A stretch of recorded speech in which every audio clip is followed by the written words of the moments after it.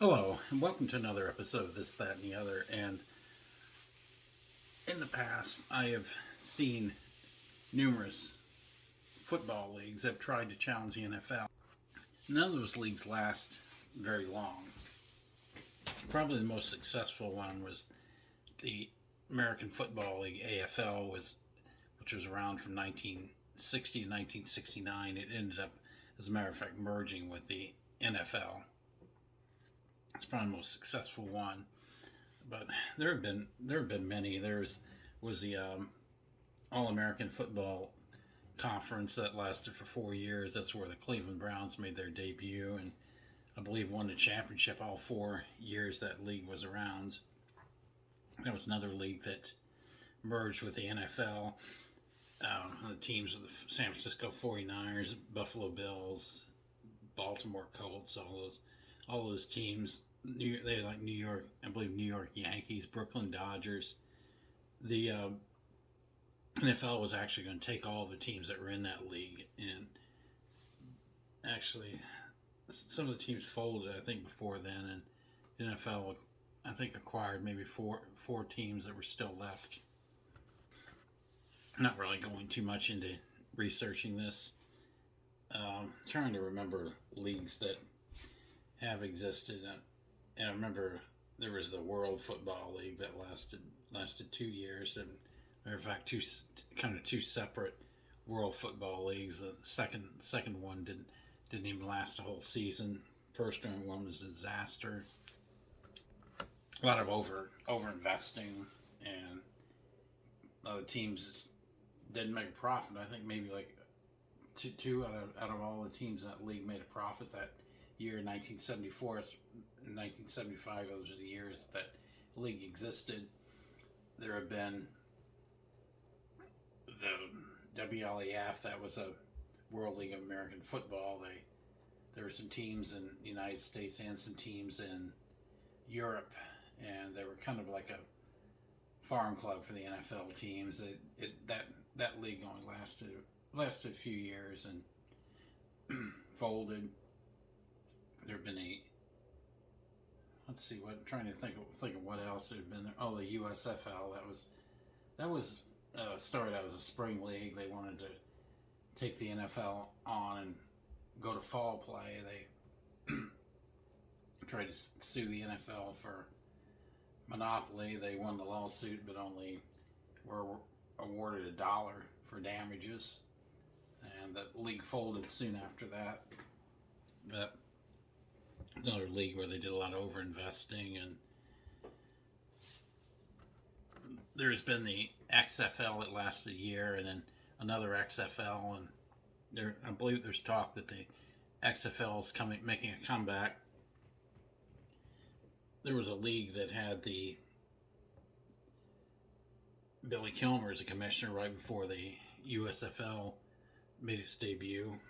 There was a Continental Football League that had some people like Otis Sistrunk in it, Coy Bacon, and Bill Walsh coached one of the teams. I think it was the San Jose Apaches, if I'm not mistaken. And that league, I think, lasted three or four years. They actually had a team in Huntsville, Alabama. They called the Huntsville Hawks or the Alabama Hawks. They had Charleston Rockets, Wheeling Ironmen, Norfolk Neptunes. There were various teams. I can't even think of all the names of the teams that were in that league. Canadian Football League tried putting some teams in the United States that lasted a few years. Baltimore, I believe, won the championship one of those years, and the Baltimore Stallions did pretty well, but then the Cleveland Browns were moving to Baltimore and became the Ravens, and that pretty much put an end to there being a CFL team in Baltimore and the other teams in the United States as well. That came to an end.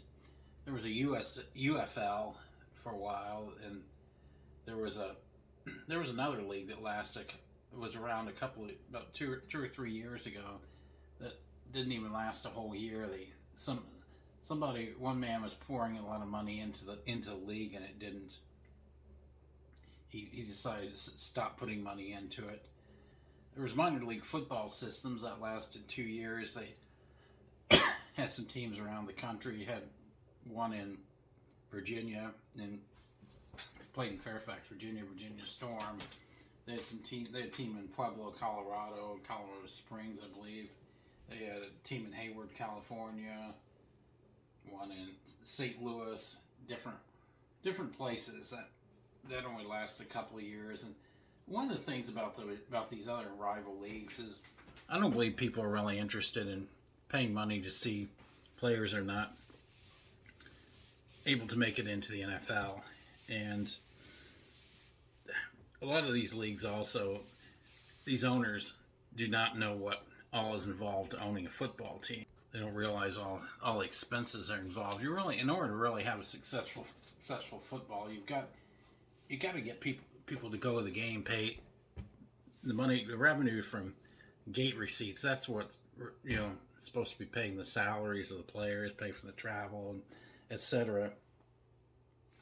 I heard in the minor league football systems, the owners were paying for the flights, and the teams were paying for the lodging of the away teams when they come to play, and that turns into quite a bit of money in playing the players. I don't know what's kind of salaries the players made. Probably not much, being in that league, but the travel alone had to be quite expensive, and like I said, the owners just didn't know I don't think they knew what they were getting into them, as far as how much what was the overhead costs were going to be and everything, and basically money, and causes these rival leagues to fold. So basically, I've come to the conclusion that people are just not interested in spending money to see players are not in the NFL playing. They're not willing to spend. Not enough people are willing to spend the money. So I honestly don't know why people are still trying to create these rival football leagues. I've heard the USFL is going to make a comeback in 2023, but no, we'll see. We'll see how it goes. I'm sorry, XFL. The USFL did make a comeback this past year, and they played all their games in Birmingham, which probably made no sense, because who wants to see Pittsburgh play Michigan in Birmingham? I mean, who's interested in watching that kind of a game? I did see a little bit of USFL football on television, and there were hardly any fans at the games at all. So I mean, you can't run a league that way. I know they're cutting down expenses of travel, but yeah, that's just not doesn't look like a league that's. I don't know if they're even going to be around next year. But the old USFL might have done better, been around longer, if they had stayed with being a spring football league, not wanted to go head to head with the NFL, which wouldn't have worked anyway. When you got an NFL game on, who's going to watch a USFL game when you got an NFL game on? They're just it's not going to happen. I remember also the Washington Federals, first year the USFL made its debut in 1983.